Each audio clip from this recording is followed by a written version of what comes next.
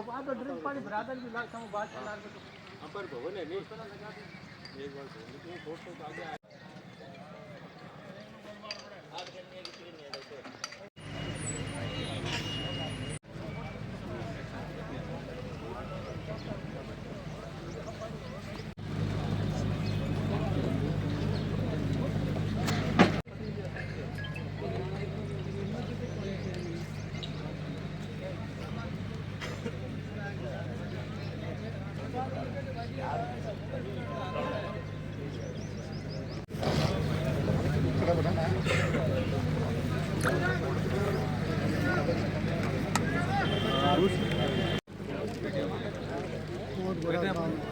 Hello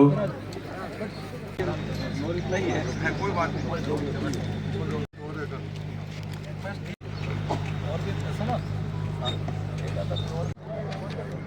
ओम गंगे चैव यमुने चैव गोदावरी सरस्वती नर्मदे सिंधु कावेरी जलस्कंध कुरुक्षेत्रे गया गंगा प्रयागे पुष्कराणि च तीर्थानि पूजा काले सदा मम कावेरी जलस्कंध कुरुक्षेत्रे गया गंगा प्रयागे मंगलो विवाह समृद्ध पुण्यकाक्षम सभायाभ्यंतर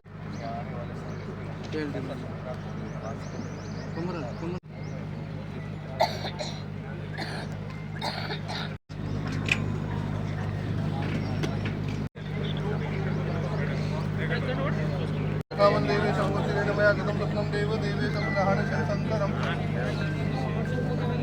ओम नमो सदन्ताय सहस्रमूर्ते सहस्र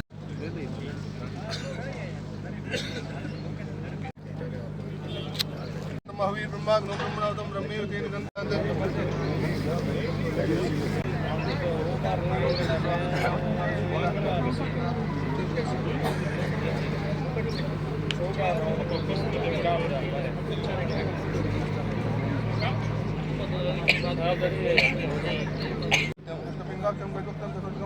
लंबोदरम पंचमं प्रशस्तं विष्णु सप्तम दम्य पठितर न च विघ्नभय दत्तं समर्पयामि नमो नमः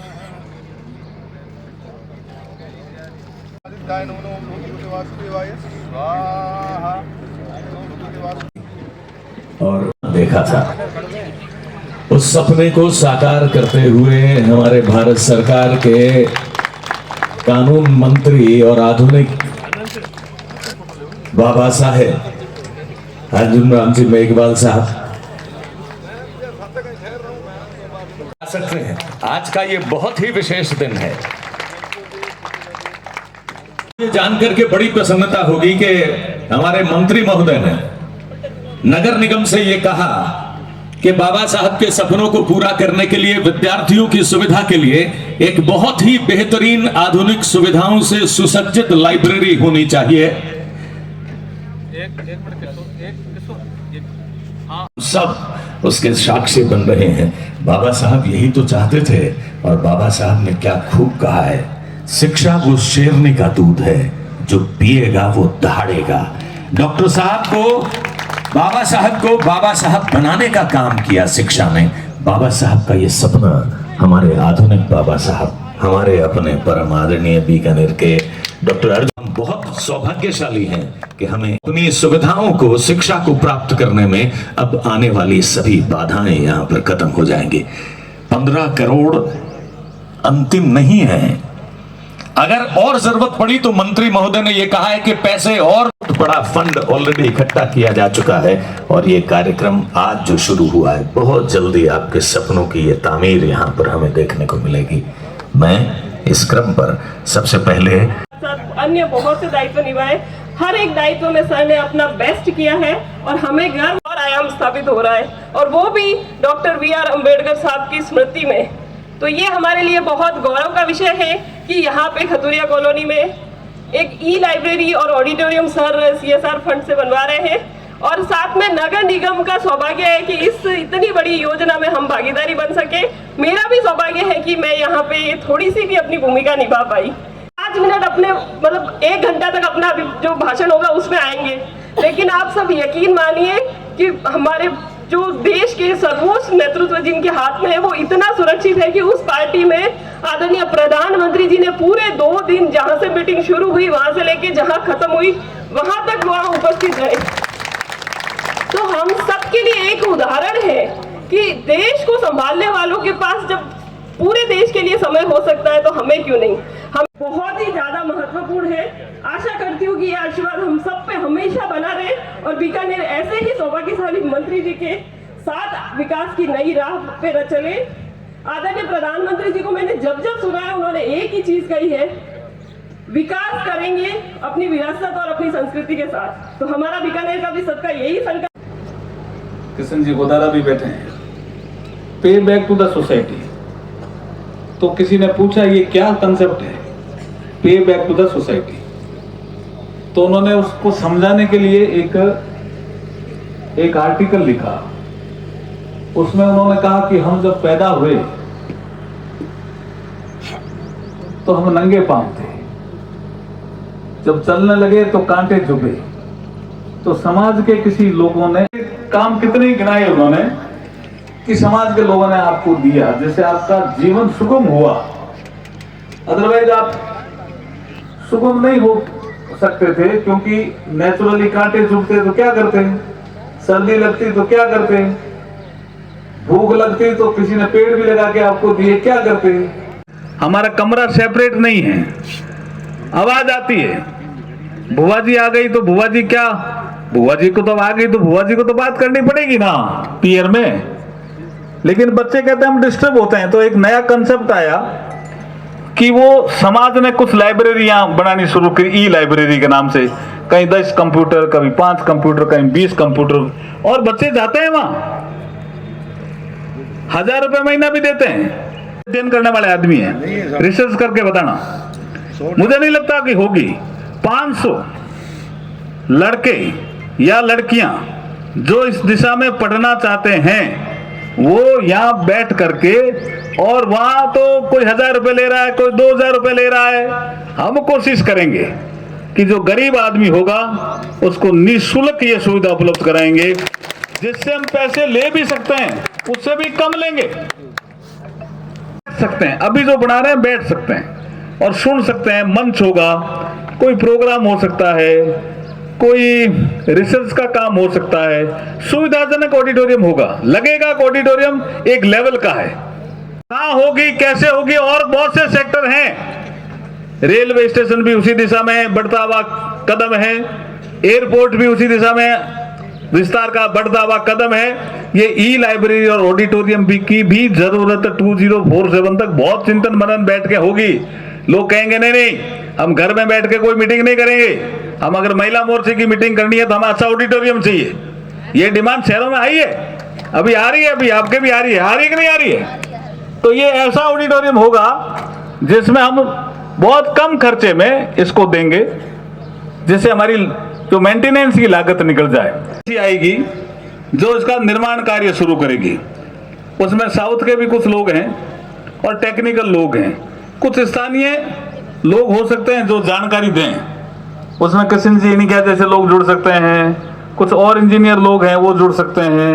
ये भी कैसे आगे की हम सोचें, कैसे यहाँ पढ़ करके कोचिंग लेकर के लड़के IAS IPS बने, जुडिशरी में कैसे जाएं, इस दिशा में भी अपन चिंतन कर सकते हैं। इसके कई मल्टीपर्पज अपन थार कारण मैं बताऊं, हम अभी 5वीं बड़ी अर्थव्यवस्था है संसार की,